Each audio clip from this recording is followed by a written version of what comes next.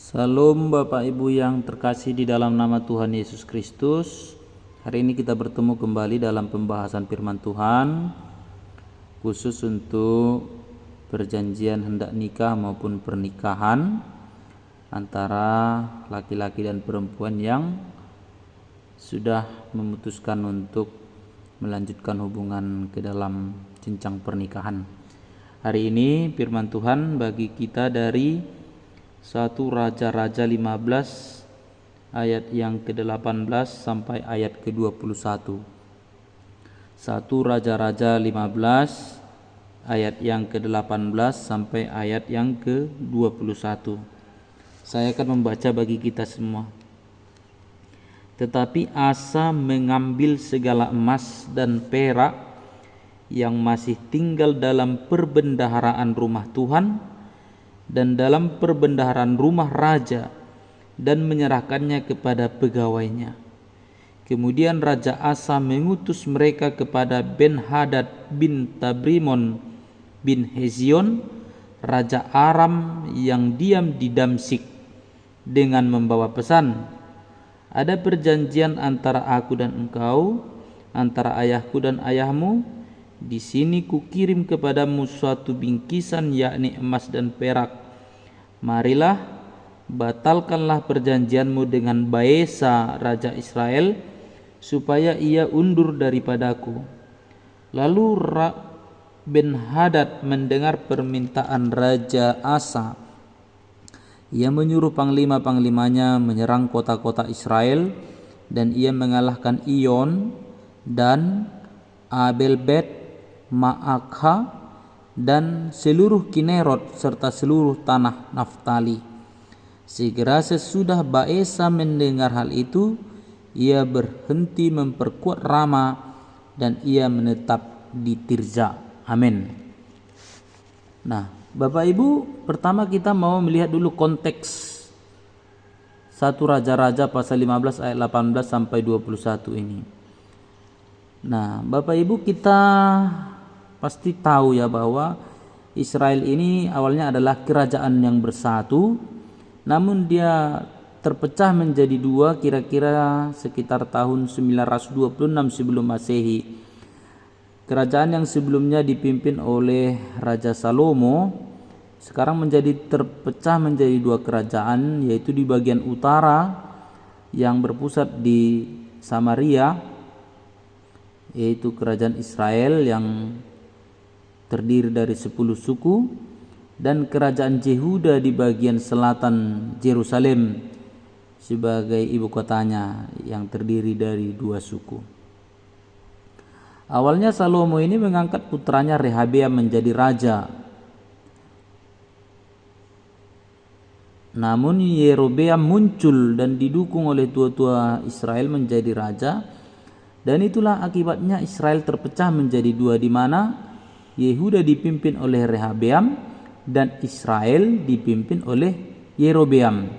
Nah, jadi ini berlanjut dan pada tahun-tahun berikutnya, tahun-tahun yang panjang ya, di Yehuda itu rajanya bernama Asa, yaitu cicit daripada Raja Salomo. Dan di Israel rajanya itu bernama Baesa. Nah, baik Asa maupun Baesa ini berkonflik merebut daerah, dan mereka juga berebut ya dalam hal menarik perhatian atau kerjasama Raja Ben-Hadad bin Tabrimon bin Hezion, Raja Aram yang ada di Damsyik. Nah, sebenarnya Asa pun sebenarnya paham bahwa antara Baesa dan Ben-Hadad sudah ada sebuah perjanjian. Tapi Asa mencoba merebut hati Ben-Hadad supaya membatalkan perjanjian dengan Baesa. Nah, kira-kira dikatakan di situ, batalkanlah perjanjian kalian dan berjanjilah sekarang kepadaku. Inilah emas dan perak, tanda perjanjian kita. Nah, Bapak Ibu, hari ini kita bertemu dalam momen kedua anak Tuhan sedang dipersatukan dalam perjanjian. dalam dunia asmara ya adalah hal biasa bila dua orang yang telah berjanji kemudian putus dan batal ke jenjang yang lebih serius yaitu pernikahan karena ada mungkin orang lain yang lebih meyakinkan. Nah, ini koreksi nih ya, kalau tidak meyakinkan memang bisa tertinggal kita kan begitu. Nah, dua orang itu bisa batal karena ada orang lain yang lebih meyakinkan. Nah, jadi ada juga viral-viral itu ya, ada istilah aku menjaga jodoh orang gitu. Setelah aku jaga-jaga akhirnya orang itu menikah dengan orang lain. Nah, jadi itu nyata ya. Nah, jadi dalam hal ini ada kesejajaran Bapak Ibu bahwa cerita ini dengan kegiatan martupol, perpadanan, pertunangan, perjanjian hendak nikah. Katakanlah si perempuan ya sudah berjanji, sudah ada janji dengan orang lain, sudah ada ikatan walaupun tidak resmi dengan pria lain.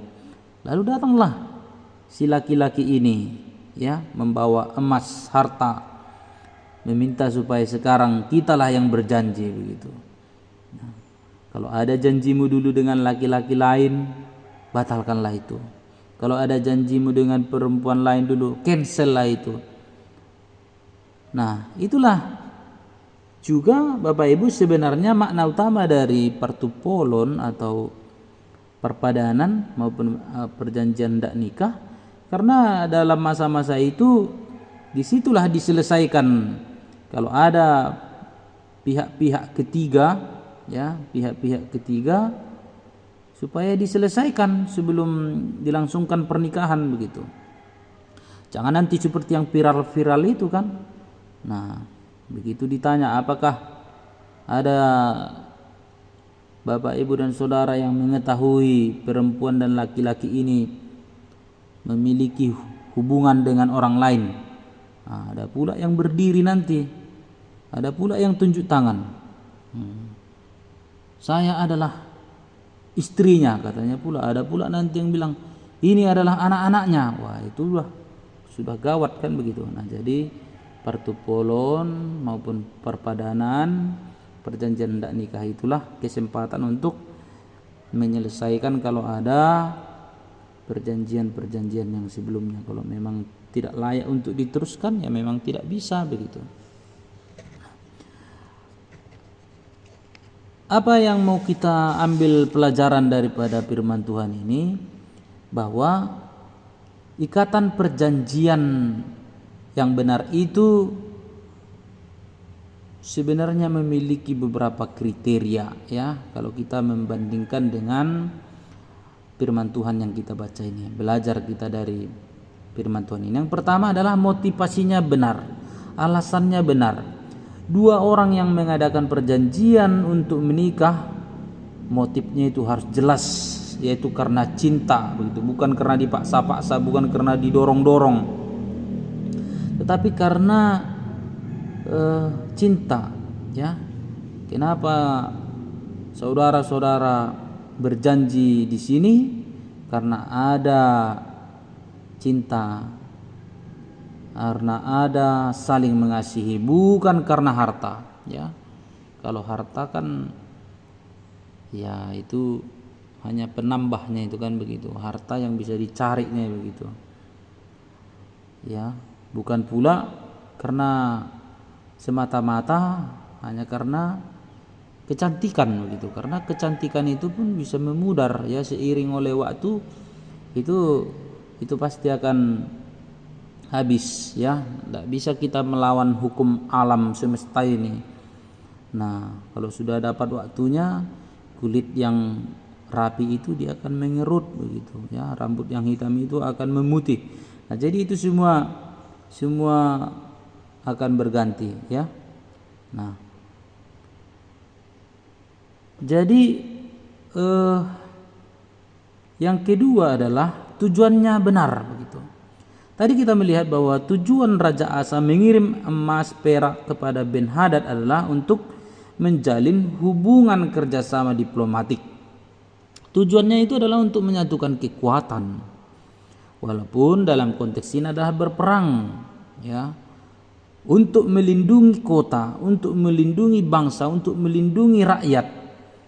Nah, tidak ada cara lain selain daripada membentuk kerjasama, ya, antara Raja Asa dengan Ben-Hadad. Nah, jadi dalam konteks perjanjian lama, ya, bangsa-bangsa di sekitar Kanaan itu ya memang itu adalah biasa, ya, dalam mempertahankan bangsanya masing-masing. Perang itu biasa begitu. Nah, jadi konteksnya begitu.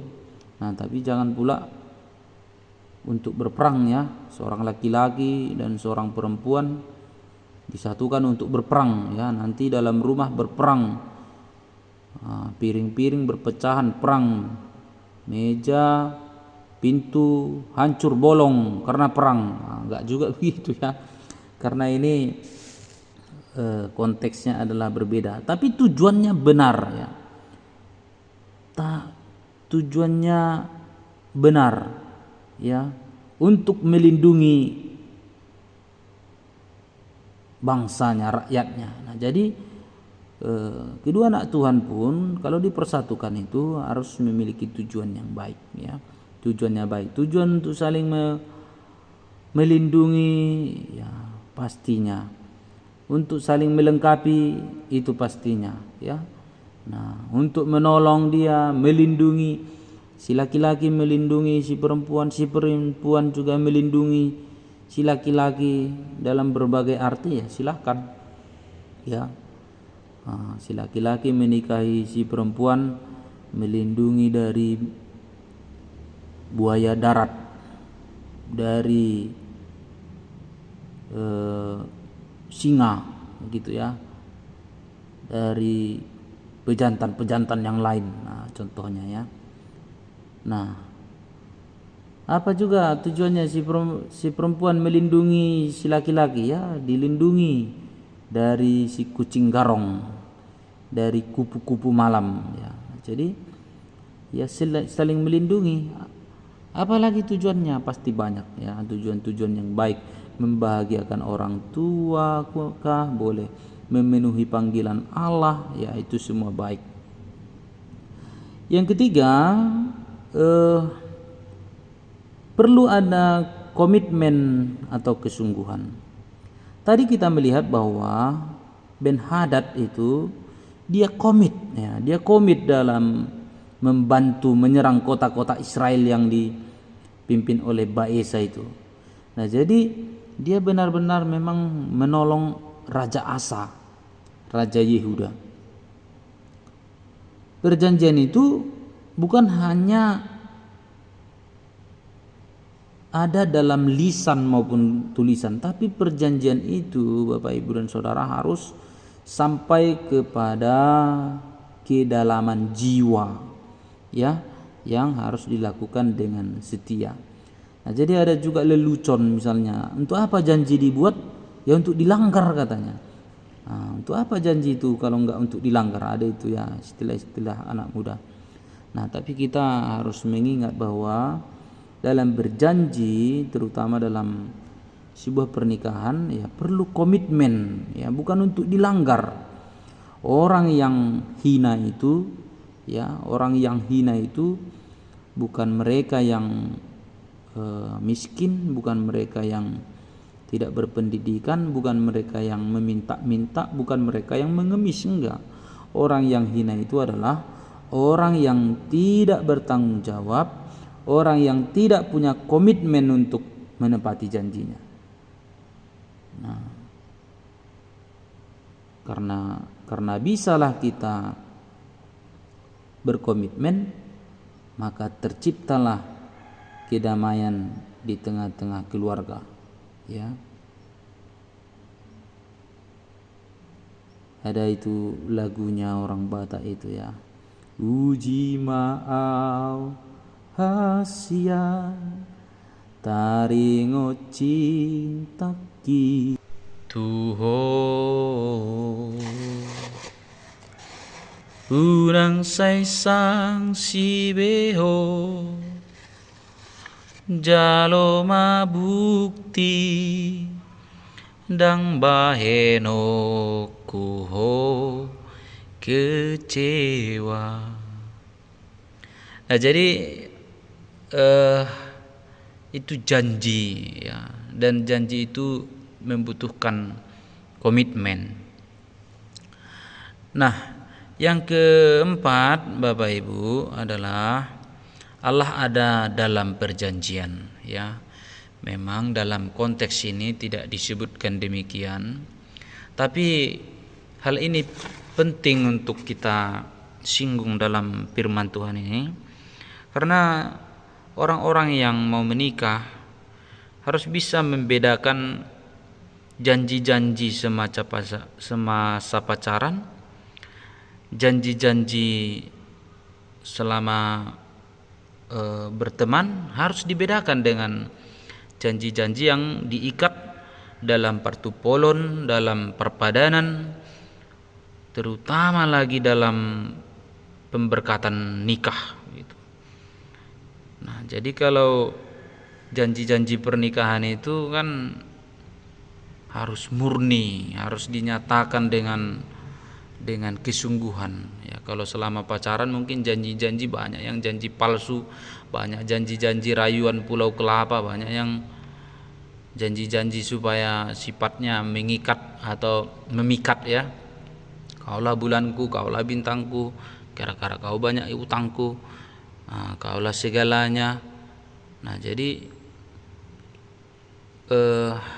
harus bisa kita bedakan ya, janji-janji yang mana yang kita katakan, terutama dalam pernikahan, itu bukan janji yang asal-asalan.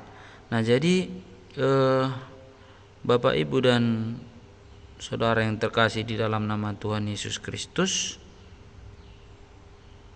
janji dalam pernikahan itu adalah suci. Di situ nanti akan tertuang ya, saya akan mencintai dan mengasihi engkau selama kita berdua hidup, baik senang atau susah, baik kaya atau miskin, sakit atau sehat, kita berdua, aku akan mengasihi engkau hingga ajal menceraikan kita. Nah, jadi itu janji yang sungguh-sungguh, dan di situ ada Allah turut terlibat menyaksikan pernikahan pada hari ini dan memberkatinya. Nah, jadi itulah firman Tuhan bagi kita Bapak Ibu yang terkasih. Doa dan harapan kita bersama, semoga persiapannya lancar, kedua anak Tuhan sehat, orang tuanya pun begitu, diberkati dan dicukupkan keperluan-keperluan untuk biaya-biaya bagi kedua belah pihak. Tuhan kiranya menolong memberkati keluarga ini menjadi keluarga yang berlimpah kasih karunia, menjadi teladan dan menjadi rumah persinggahan bagi berkat-berkat Tuhan. Amin. Tuhan Yesus memberkati. Shalom.